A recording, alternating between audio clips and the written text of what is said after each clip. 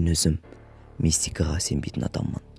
Бірақ менің досым Саняның айтуы бойынша, оның үйінде бір әруақ пайда болған. Біресе есік ашылып кетеді өзінен өзі, біресе мамасы шақырады, біресе посудалар қозғалады дегендей. Оның айтуынан мен қатты қорқатынмын, себебі оның айтқандары шынымен де қорқатын сезім тудыратын еді. Оның айтқандарының ішіндегі ең қорқыныштысы мынау болды. Бірде мамасымен ол өзінің кішкентай бөлмесінде отырған еді. Ал екінші бөлмесінде атасы отыр.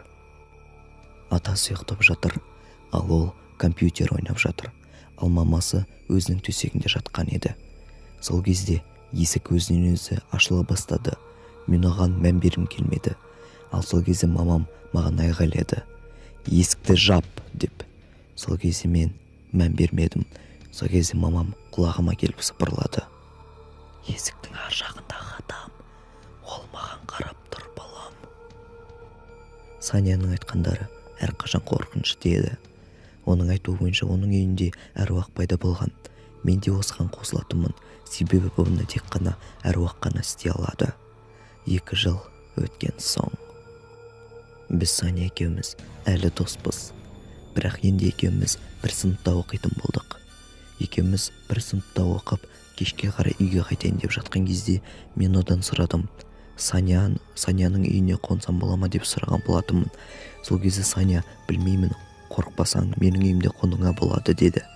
Мен сол кезде анама хабарласып, бүгін Саняның үйіне қонатынымды айтқан едім. Ол келісті. Сол кезде Саня кішкене жаяу жүре тұрайық деп айтты. Сол кездегі оның айтқан сөзі мынау болатын: "Менің үйімде не бар екенін білесің, оның қандай екенін білесің, менің атамның қандай екенін білесің, менің үйімде әруақ бар екенін де білесің. Онда неліктен менің үйіме барғың келіп тұр? Саған қызық па, әлде кішкене қорққың келіп тұр ма? Әлде менің айтқандарымды тек ертегі деп ойлайсың ба, достым?" деді.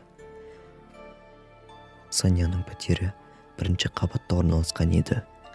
Оның пәтеріне біз 8-де келдік. Келген кезде үйдің ішінде жарық жоқ, бәрі өшіп тұрды. Біз жарықтың бәрін қостық та үйдің ішін кішкене жақсылық қылып алдық.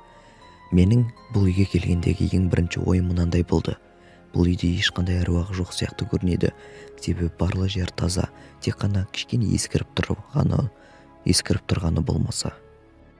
Осы кезде Саня бірден өзінің диванына жайғасып телевизор көруді шешті. Ал мен ас бөлмеге барып ас дайындауды шештім. Дайындап болған соң Саняға келе жатқан кезде "Келме" деп айғайлап жіберді. "Туалеттің ішіне тығылып қал" деді.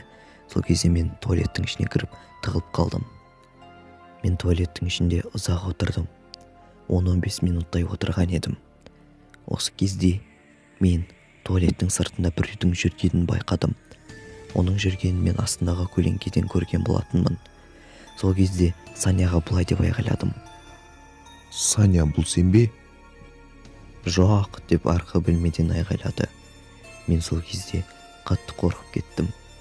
Сол жерде тұрған дезодорантпен қолыма зажигалканы алдым да одан кішкене қорғанымды шештім.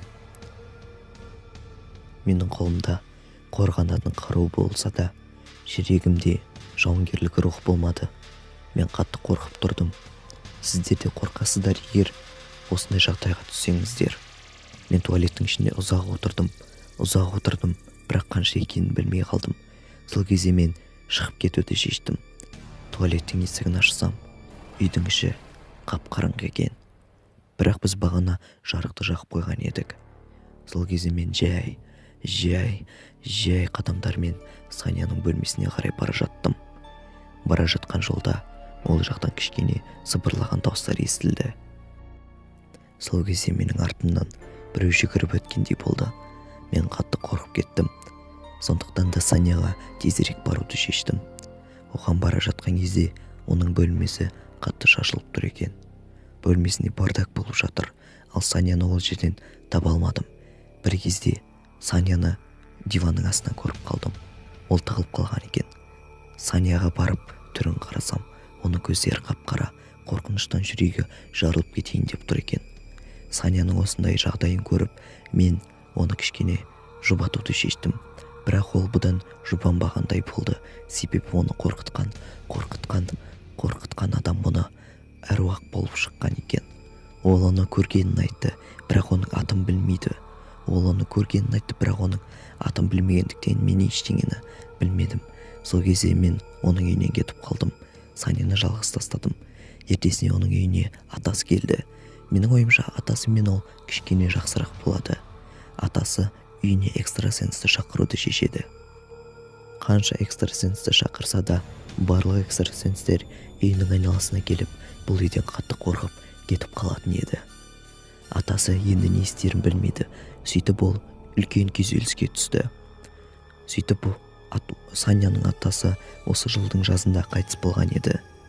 Ол қайтыс болғаннан кейін үйде тыныштық орнап, жақсылық орнады. Тіпті олардың жоғалып кеткен ақ тышқаны да қайтып келді.